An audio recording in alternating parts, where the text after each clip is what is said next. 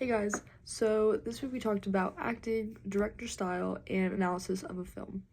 Acting plays a massive role in films. Their job is to bring the characters to life and to make the stories feel real and meaningful. Great acting will connect with audiences on an emotional level, which is why it's difficult to find versatile actors that can submerge into a completely new person. It requires lots of skill to control facial expressions, body language, emotions, tone, natural dialogue, chemistry with other actors, and so on. Hence the reason many of the great actors play in multiple roles in numerous amounts of different movies. Personally, actors are extremely important to me. If I see bad acting, it really sticks out and it ruins the whole story that's trying to be portrayed. A movie that uses great acting is Joker, which is played by Arthur Fleck.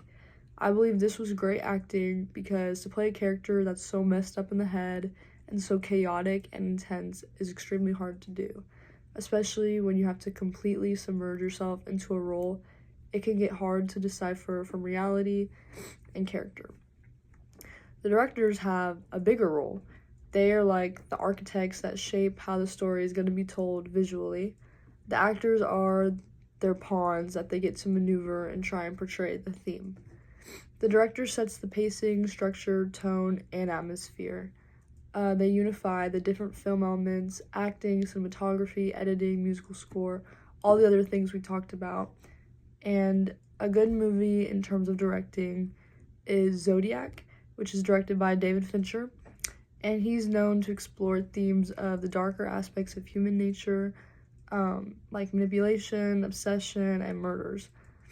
He achieves this by low contrast lighting, monochromatic and desaturated colors, and camera movements that seem to go through walls to create a non-human gaze and unsettling atmosphere.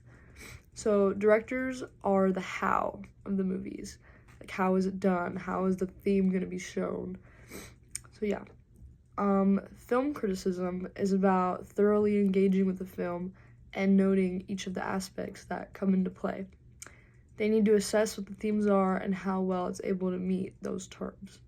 They need to be able to pay attention to detail and have knowledge on film technique, genre, history of film, etc.